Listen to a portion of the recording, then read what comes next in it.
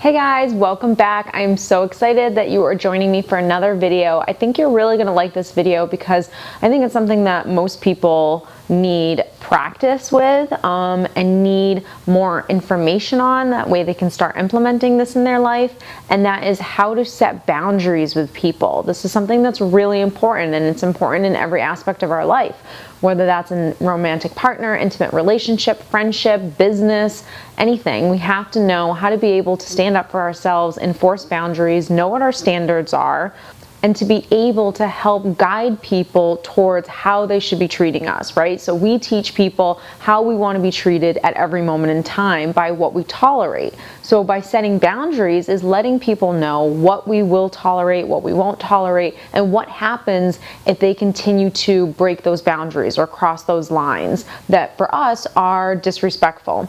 So if you are new to my channel, please hit the subscribe button below so you can be notified when I upload my latest videos. And if you are a subscriber, thank you. I appreciate all of your support and comments and likes and everything. It really gets me empowered and motivated and excited to do these videos every single week for you guys. So I love all the feedback. Thank you so much. So one of the things that I talk about a lot on my channel is this aspect of self-love and why it's so important.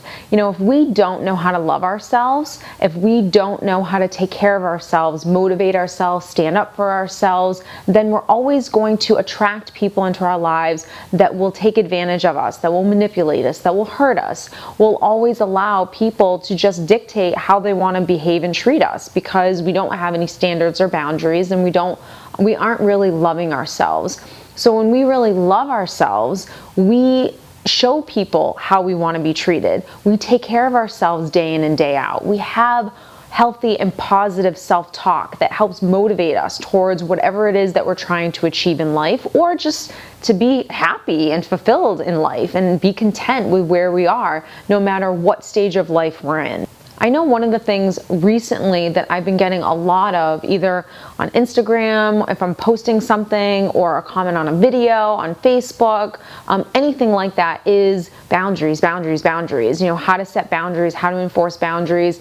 And that really is a big part of self-love, and it's a big part of attracting healthy relationships and sustaining relationships. You know, even people that we've had in our lives for years and years, maybe we didn't set boundaries with them in the past, but we need to start doing it now. So this is really all about just like self-development, learning what are the things that I'm not currently doing in my life for myself that are self-loving, that are taking care of myself, that I need to start implementing. And a lot of people have been asking me about boundaries. How do I set a boundary? What do I do, you know, if someone breaks a boundary? Just all of those different types of things. So I want to kind of backtrack, and so often we're not taught what a boundary is. We're not really taught as we're growing up how to set boundaries with people. One of the things that happens really often with people that have poor boundaries, often these people are the codependent, the people pleasers, the people that don't like to say no, they don't like confrontation. You know, they never learned how to enforce boundaries. They're not self-assertive. You know, they don't always tell people what is acceptable, what's not acceptable. They just don't really ever stand up for themselves. They kind of just take everything that comes along.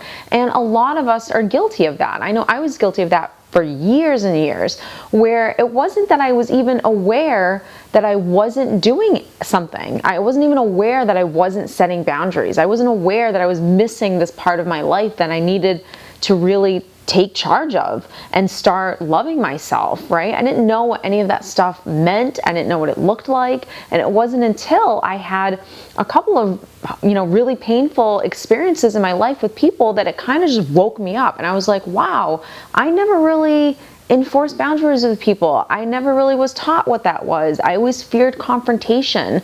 You know, I was always a little bit of a people pleaser, and I had some codependent issues that were happening. So a lot of this stuff, when people ask me, you know, like, how do I set a boundary? The first thing is you have to know if a boundary has even been violated.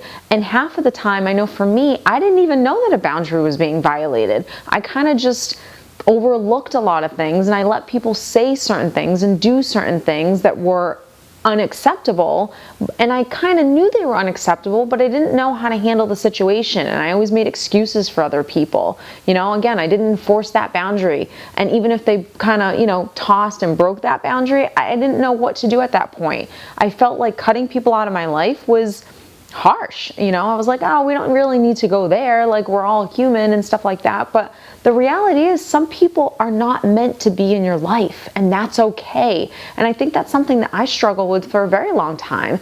I had this I had this thing in my mind that if someone does something to hurt me, that I would offer forgiveness and I would move on. And while forgiveness is really important for yourself, at a certain point, you have to accept that maybe people are just not right for you and they shouldn't be in your life. And when you start clearing out the trash in your life and taking out the garbage, then you start to live a peaceful life, a happier life, and you make space in your world to then attract good people into your life and the people that should be there. The first thing with setting boundaries is you have to know if a boundary has been violated, like I just said. And in order to know if a boundary has been violated, you have to know what your standards are in relationships. So if you say, I want people to respect me, I think a friend should be respectful of me, then you have to know what that looks like. If you say for an intimate relationship, this is what I want honesty to look like. I want a partner that's honest with me. Well, you need to be very, very specific with that. And you have to know when someone is crossing that line, when someone is violating that boundary or that standard that you have in your life for relationships. And I never really knew that. I didn't always know that because I didn't know what my standards were. I had some of like non-negotiables, a couple, but I wasn't really clear on what I expect out of the people in my life. Who are the type of people that I really want to surround myself with? I never really asked myself that question. I kind of always just took whoever came into my life. And over time, I would have the same friends for years and years and years. And then I never really took an inventory of like, are these people healthy for me? Are they even good for me? I never did that. And I know so often people don't do that as well. We've been friends with someone for so long, or we've been in this marriage or this relationship for so long. We have aunts and uncles and cousins and family members that we can't just, never see again. We're going to see them at family functions, or we're going to see them from time to time. How do we start enforcing the boundaries? So the first thing is know your standards in relationships, and that's absolutely huge. The next thing is when someone violates a boundary of yours, when you have a standard of how someone should be treating you and they don't do that, they violate that boundary, you will feel it in your body. You will feel, a lot of the time it's anger that people feel, or frustration, or sadness, quite frankly. They'll get all of these emotions. And this is where you start practicing self-love, where you master your emotions, which means when someone violates you, right, we don't just react with anger.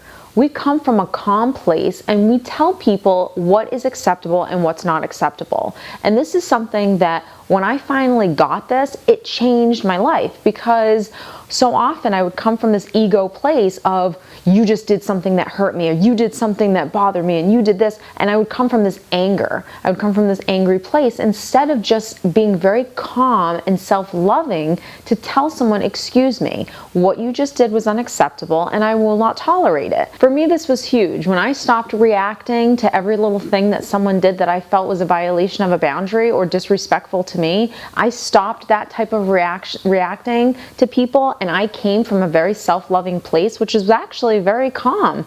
When you are loving yourself and you're taking care of yourself, you come from a calm place because you know that you're self-loving. And I'm going to tell you exactly what I think and how I feel. I'm not going to say it with any attitude or anger. I'm taking control of my emotions and how I feel in my state. I'm not meeting you down at your negative level.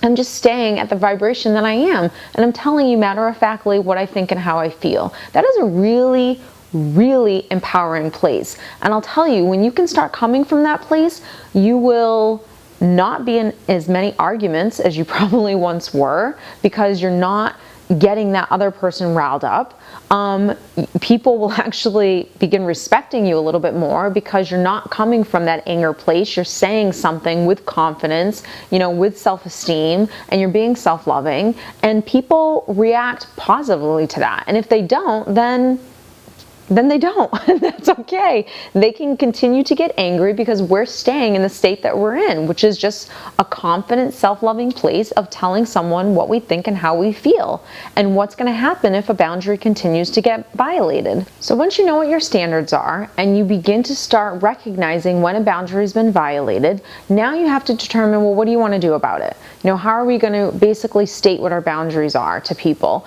And the example that I love to give, and this particularly happens a lot in dating. When we're dating and we're just starting to meet someone, this is the best time when you first start meeting people, whether that's a relationship or a friendship or anything. The beginning of any relationship is always the easiest to show people who you are, what your standards are, and how you want to be treated. It's the easiest because there's no baggage from the past that you have to clean up. And I had a client once that came to me and she was dating and she met this guy and they were kind of hitting it off. And after, like a week or so of going out a couple times, she noticed that he would always text her. And she was like, I really want to find a partner where we're connecting and we're talking on the phone and we're getting to know each other, aside from just like going out and having dinner and like doing things together. Like those conversations over the phone, in my opinion, are that building of the friendship. And I was like, that's great. If that's a value to you and that's important to you, then that's what you need to express. And so she did. She expressed it to him and she said, going forward, I don't really want to be texting as much. I would love for you to just give me a call and we could chat on the phone sometime. And he, of course, gave her the, I'm a texter and it's just easier type of excuse. And she said, okay, I understand that. But for me, this is what I like in relationships and I think it's really important. So the next time you reach out, I would love for you to call me. And of course, a day or so later, he sent her a text. So he was testing her boundary. He wanted to see what was she going to do. And because she came from a whole healthy place and she was loving herself, at that moment, she just told him, she's like, I really wanted to hear from you over the phone the next time. Long story short, she ended up catching him in a few different lies, but she stuck to her guns. She didn't come from a lack place where she was feeling insecure or she was insecure or she was desperate for a relationship and she wasn't self-loving, and she just let that go. And she said, well, at least he's reaching out, at least I'm getting the bare minimum, basically. No, her minimum was, she didn't even have a minimum. This was her standard. And she expressed it and enforced it, and he didn't rise to the occasion, and he fell off, like I always say. And she was proud of herself for doing it, and she realized actually how easy it was to do.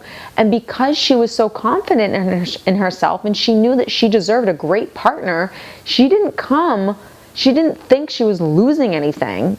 She had a couple months of dating him. They had fun. They had a good time. But at the end of the day, she wanted something more. She wanted an intimate, deep relationship with a man. And obviously he was incapable. So it was almost like reassuring for her, I felt like, that she kind of proved to herself that she could actually do this when she's dating. And I know that's something that's really important when people are out there dating, is setting those standards and those boundaries. So once we know our standards, we start enforcing boundaries. One of the things that's going to happen, and this is really just for people that have already been in your life. People that have already been in your life know you as a certain person, and it's all of a sudden you become this different person, and now you have standards and now you have boundaries and you're enforcing them and you're being assertive and you're being self-loving and you're not attacking anyone. You're not coming from an anger place. You're just coming from a confident place where you're really taking care of yourself. That's going to throw a couple people off. And this is a point in your life where a couple of people in your life might drop from the equation. And if not, then they'll rise to the occasion and they'll stay a part of your life and they'll respect the new you and see all the changes, great changes that you're making in yourself, and respect you for them. But a couple of things are going to happen when you start enforcing boundaries with people that are currently in your life. The first thing is you are probably going to get backlash. You're going to get backlash from the the narcissistic aunt or the manipulative friend or just any of those types of people that like to test boundaries. They like to push boundaries to see how much they can get away with. So these are the people that are going to give you backlash. Like I said, these are the people that are used to a certain you, and you're not that person anymore. And two of the biggest things that you have to remember when you're setting boundaries is stand your ground. And if you have never set boundaries before, if you have always feared confrontation, if you've been codependent, if you are a little bit of a people pleaser, this is going to be hard. Standing your ground is a tough place to be in, but just know that when you're doing it and someone's giving you backlash or, telling you that you're being selfish or whatever it is that people are throwing your way, any kind of shade people are throwing your way, just know that that has nothing to do with you, and those are all manipulative tactics to throw you off your game, to throw you off your boundary. These people don't want you enforcing boundaries on them. They don't want to take responsibility for anything.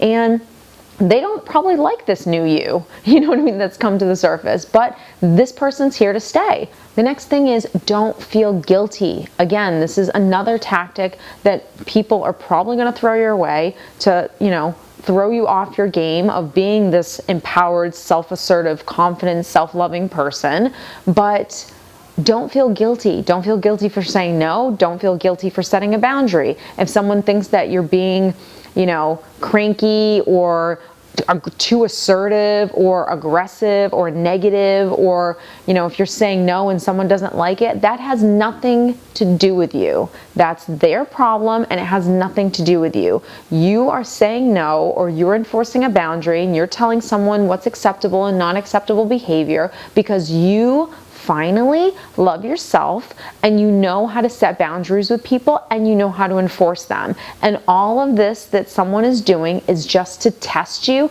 to see if you're actually strong enough to rise to the occasion. So just know that none of this stuff has anything to do with you. And if someone actually is trying to make you feel guilty for setting a boundary or saying that you're being, cocky or conceited or why are you doing whatever it is, right?